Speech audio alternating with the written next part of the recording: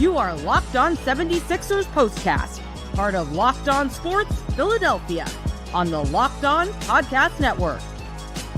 Your team every day. You can play down to the Washington Wizards and rally to win that game.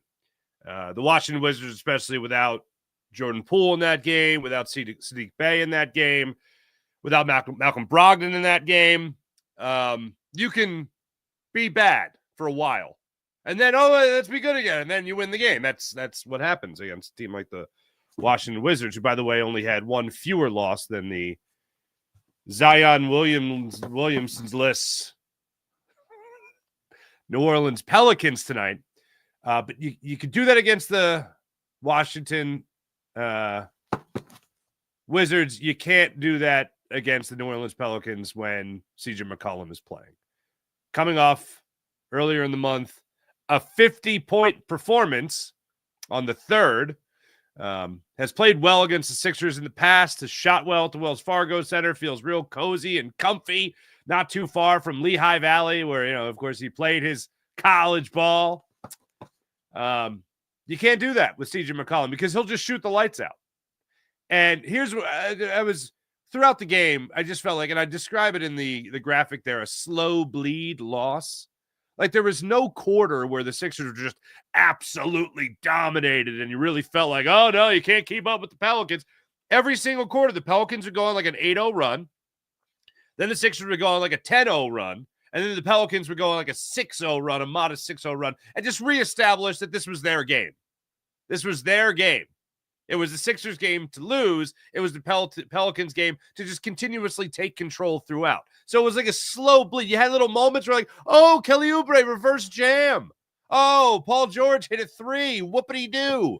Oh, look at Tyrese Maxey struggles like crazy in the first half and then actually decides to sink some buckets in the second half. All right. And then it was just CJ McCollum 3, DeJounte Murray 3, Hawkins 3. Like, it was just little by little. Tice, yeah. I got to worry about him like when he was with the Celtics. Not that I ever really worried about him with the Celtics, but he just got to be a thorn in your side. He gets a couple of back-to-back dunks to nullify a Sixers run late in that third quarter, early in the fourth quarter as well. And you're just caught with, I guess, we're going to be wondering how we stop this guy too. It was a slow bleed of a loss. Like you just always felt like, I don't think the Sixers are going to have it tonight. And I was reminded of Adam Sandler when he was just a lowly stand-up comedian. He had this joke about Kareem Abdul, or not Kareem. It was Wilt Chamberlain in his 101-point game. Hey, who's covering Wilt? He was funny when he said it. I'm not. I kind of felt like that tonight with CJ McCollum. And this is the moment that I really felt like this game was over. CJ McCollum goes to the line and misses both free throws. Hey, free chicken for everybody. All right, that's cool. But then gets his own rebound, swings it around, the ball comes back to him, and he knocks down a 3.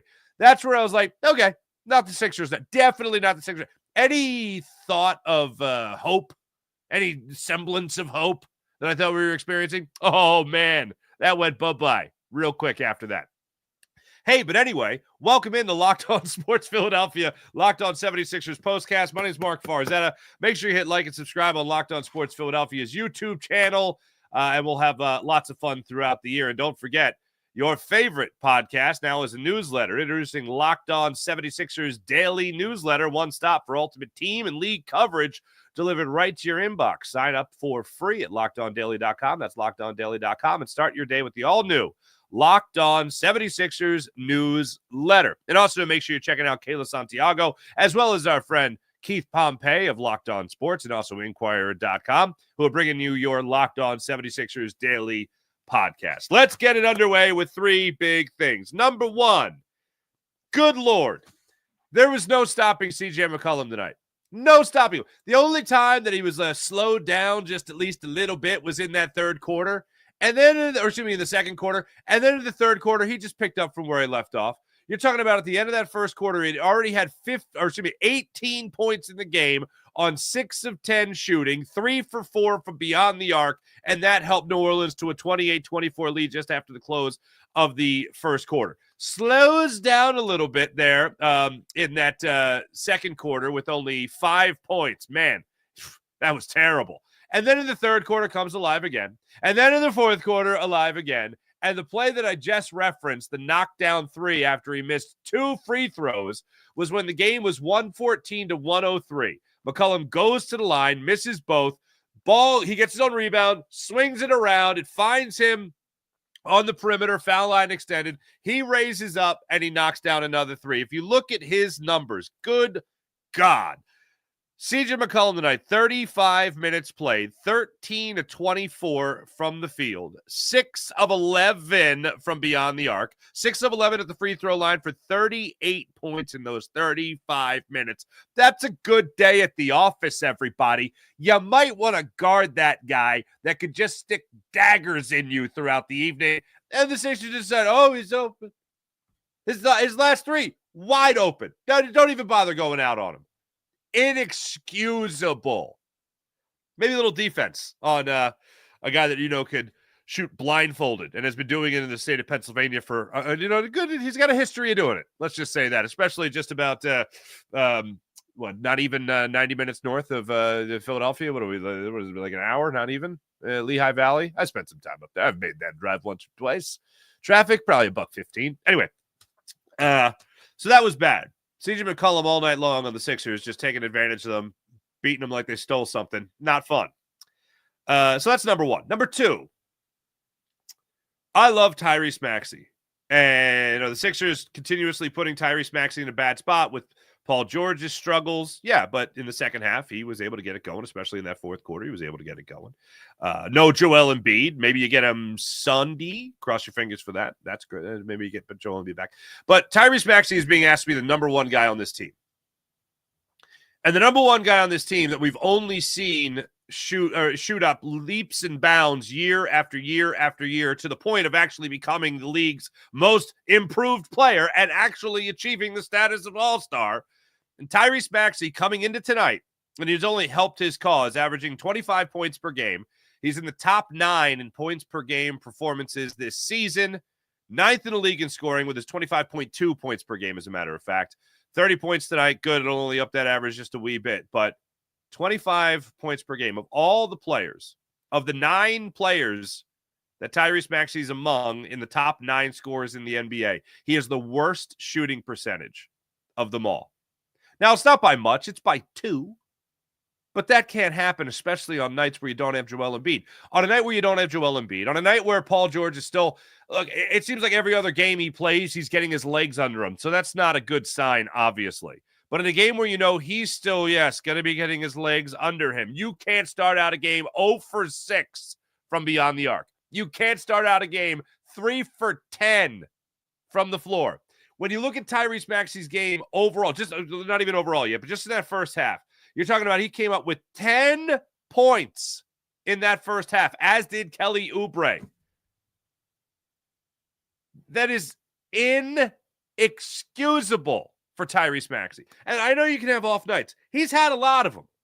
And when you talk about being a top 9 scorer in the NBA, especially as a guard that can't play with, or they can't have Joel Embiid every night, you can't be not capitalizing on every opportunity that you have. I know you're going to have a rough quarter. I know that's going to happen every once in a while.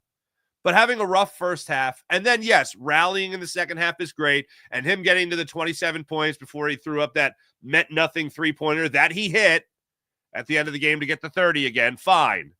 But, oh my goodness, you can't have those struggles in the first half when everybody else in your team is depending on you.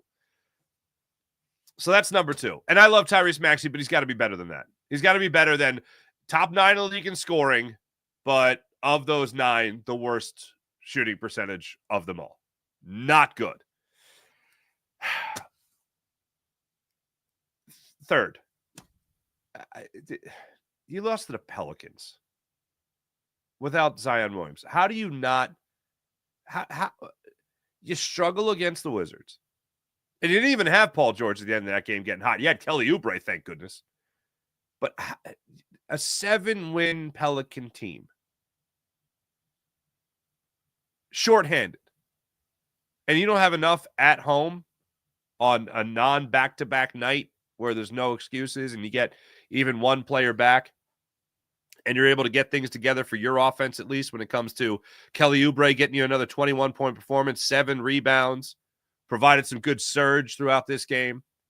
You also look at, again, Paul George shooting 5 for 12 from beyond there, knocking down 5 threes. All of those, by the way, in the second half. Both he and Maxey, all the threes they made were second half. They were second half players. And when I say Maxey, all his threes, I mean both of them. How do you lose to the Pelicans? How do you not play defense on CJ McCollum? How do you not D up on DeJounte Murray? How do you lose that much focus? So I just gave you 3 things that are the biggest things as to why the Sixers lost this game. Coming up, there's been something that has been just an epidemic throughout this season. And it's not just with the Sixers, it's throughout the NBA. And I can't believe it. It's so bad. And I thought it was bad last year. It's gotten worse somehow. We'll talk about that when we return. Also, a little bit later in the program, of course, we'll check your comments. Get your thoughts on this Sixers loss. We'll also, it became official, unfortunately, when it came to Sixers rookie Jared McCain. He is done for the season, unfortunately. That news became official yesterday. He hinted at it on his very popular TikTok account, and now it's official. So hopefully he comes back in full swing next year and helps the Sixers be better than whatever they'll be this year. And then there was one moment that Nick Nurse tried to save everybody tonight, and it was far too late. We'll get to that when we return. This is Locked On 76ers Postcast on the Locked On Sports Philadelphia YouTube channel. My name is Mark Farzetta. Back after this. TurboTax. This is a message from our sponsor, Intuit TurboTax. Are you tired of endless waiting, wondering, and worrying about your taxes? Well, now that's a thing of the past. You see, taxes don't need to be complicated or stressful, though they can be for many people. But TurboTax is here to change the game by matching you with a TurboTax expert who can get to work on your return right away. No more waiting for answers. No more wondering if you're missing out on deductions, whether you've got 1 form or 20. TurboTax experts give your taxes their undivided attention while you get real-time updates on their progress, so you can focus on what really matters. You won't need to lift a finger even, but you'll get the peace of mind knowing that your taxes are being handled by the professionals. Really stress-free taxes. That's the best kind of tax season, a stress-free tax season. The most money back guaranteed. Head over to TurboTax.com today and get matched for your expert, absolutely on top of it, expert to take care of all your tax needs, who's ready to take your taxes off your plate so you can focus on your day. Only available with TurboTax Live full service. Real-time updates only in the iOS mobile app. See guaranteed details at TurboTax.com/guarantees. That's TurboTax.com/guarantees. TurboTax.com/guarantees. Here you go. I don't know what it is with the officiating this year, and I'm not blaming the referees for this. The Sixers being terrible and huge stretches of this game. That's what lost them the game.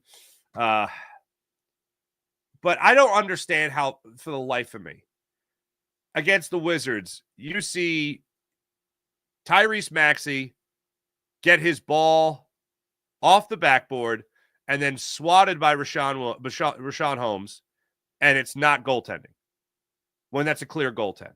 And then on the other end, Kelly Oubre comes up with a clean block. He gets called for the foul and puts Rashawn Holmes on the foul line. And then tonight, I don't understand. And there were different moments of this throughout the game, but the one that really sticks out is the challenge. Adem Bona goes up and blocks Messi, and they call foul. It was clear as day, a clean block. And to Nick Nurse's credit, he sees it and they review it. And to the referee and technology and the NBA rules credit. They go, oh, yeah, referees, you messed that one up.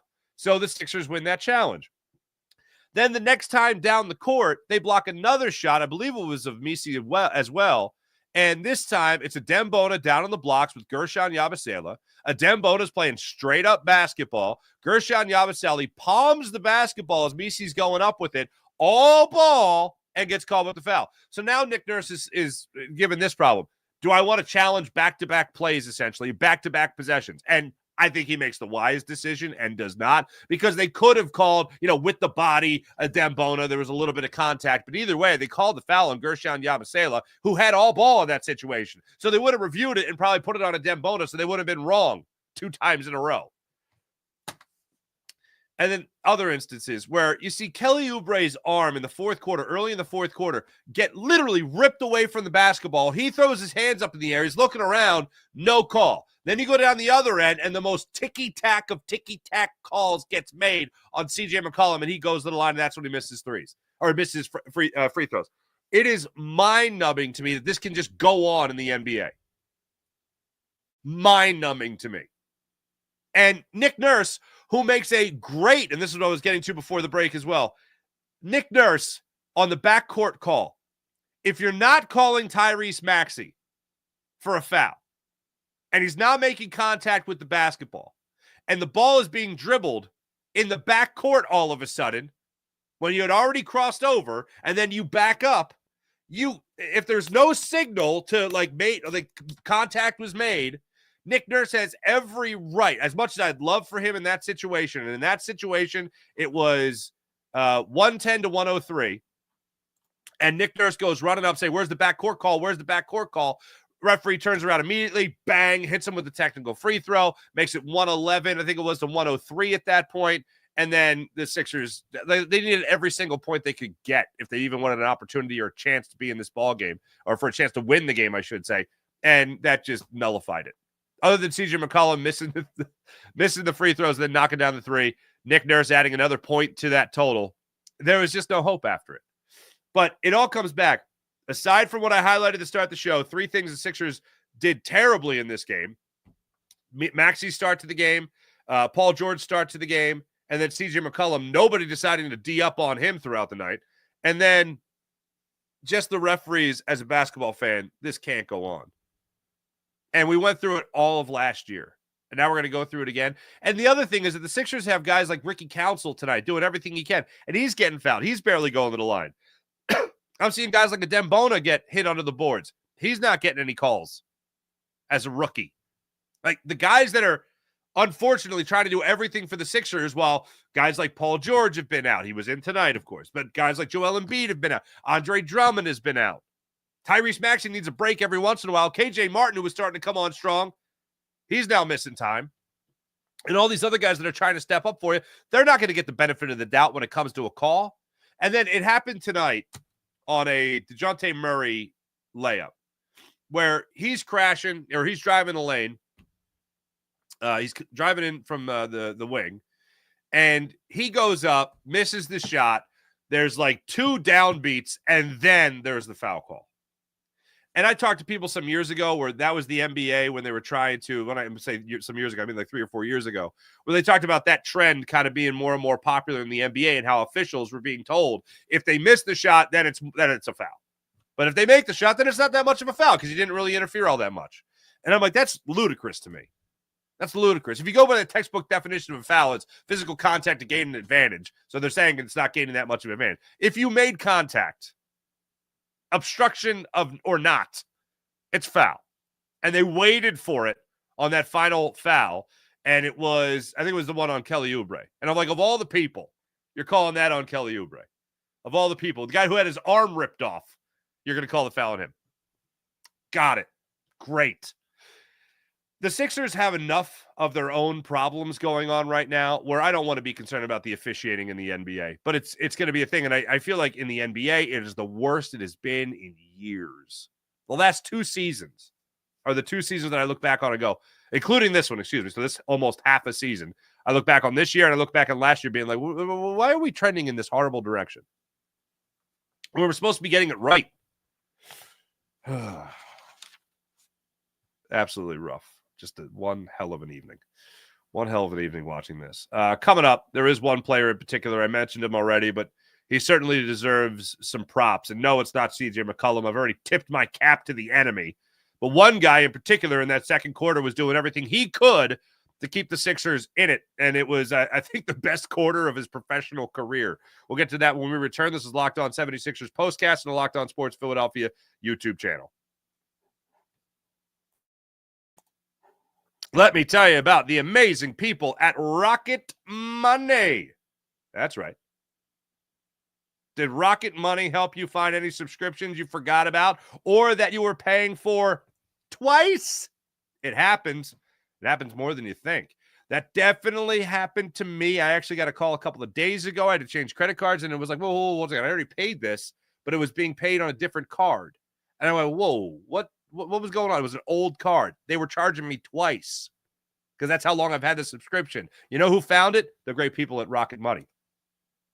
When you talk about some subscriptions that you have, I didn't even realize that I was still paying for some of these. Rocket Money made it so easy to track all of them down. And guess what? It's like having a personal assistant for your finances. Rocket Money is the personal finance app that helps you find and cancel your unwanted subscriptions. It also monitors your spending and helps you lower your bills so you can grow your savings. It brings everything together in one place, whether it's subscriptions, your spending habits, or even the goals you want to hit this year. Rocket Money has over 5 million users and has saved a total of $500 million in canceled subscriptions savings. How about that? It saves members up to $740 a year when using all of the app's premium features. For me, one of the best features is the subscription tracker, as I told you about.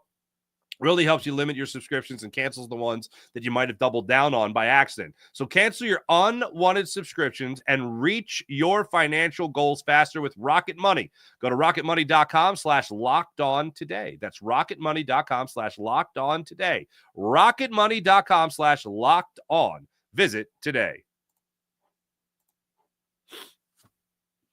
Before we get into the chat check, I do want to give a hat tip here to Ricky Council IV. I interviewed Jameer Nelson at the start of last year. And one of the guys he told me to really watch out for was Ricky Council. And Ricky Council last year became few and far between, but when he got the opportunity, he became a spark plug off the bench type of guy. And the game that I really go back to with him last year was that game against the San Antonio Spurs that went into overtime. Maxey had the great running layup and all that. But in that game, Ricky Council came off the bench, and he didn't take over the fourth quarter by any means, but the Sixers desperately needed somebody with fresh legs to come out and make a difference. In that fourth quarter, he came out and he made a difference. He has carried that into this year.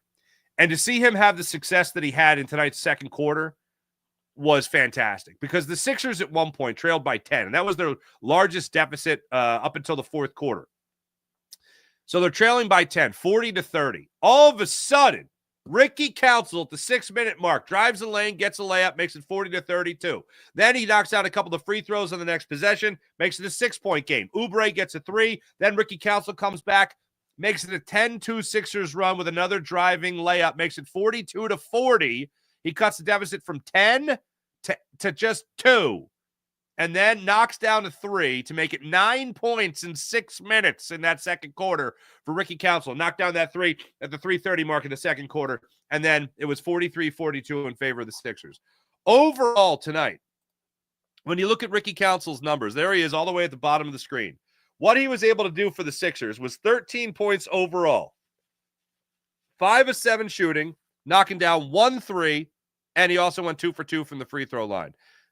This is all you need from a guy like Ricky Council. But to see him put that together exactly when the Sixers needed it was a thing of beauty. And I love seeing that. Then at the end of the second quarter, when the Sixers just needed somewhat of a spark, with 25 seconds left, he ran the floor and threw down a dunk. Now, the unfortunate side of this was while the Sixers were going on that 10-2 run, the quarter ended with the Pelicans going on, I think it was an 8-0 run.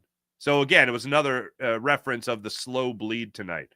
Sixers would battle back, even take a lead, and then the Pelicans would just put them right back in their place, which is crazy to think of a 7-win basketball team putting you and your back in your place. That's great. Isn't that great? That's grand. Let's get into the chat check and see how you wonderful people are doing on this fine evening. Crazy, I'm speechless, Mark. At this point, how do we not question Nick Nurse's coaching ability? What makes Nick Nurse, you can make him look brilliant by making your shots, I'll tell you that much. But I don't know what he's going to do with the lineup that he has now. The only question is whether or not he's getting these guys to focus, and it certainly doesn't seem like it.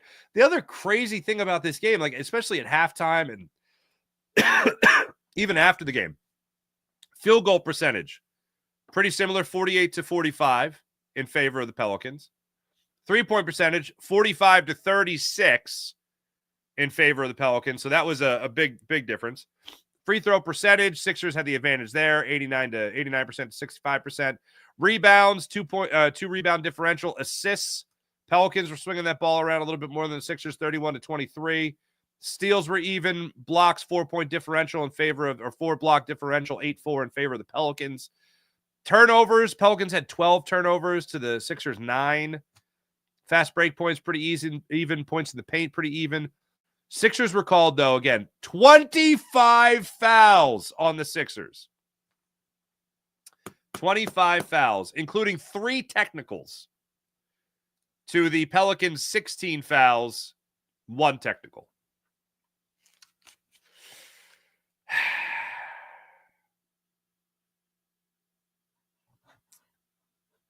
While I'm doing this, Pelicans tonight, 17 for 26 from the free throw line. Sixers, 17 for 19. A little bit of a difference there. Farzy can't bench the bar. Hello, Farzy. After the Eagles lose Sunday, what? Philly has no real prospects for a title now that the Titans bullpen is depleted, and they still have Castellanos on the roster. Jeff Hoffman signed with the Blue Jays tonight, so that's what he's alluding to. Yes, I'm not happy. Greg, why we're talking? This is Locked On 76ers. I appreciate my Locked On Phillies postcast, people. Barzetta didn't want to pay Jeff Hoffman an 11-year. Hoffman, $11 million a year, even though they gave Greg Kimbrell 10. Well, don't repeat the same mistake, I guess. I don't think Jeff Hoffman's going to be the end-all, be-all. Okay, political, don't care. Don't care. Tony Romo fan. Farzy, less than 10 days of, okay. What? Why are we going politics here? Fake Kane?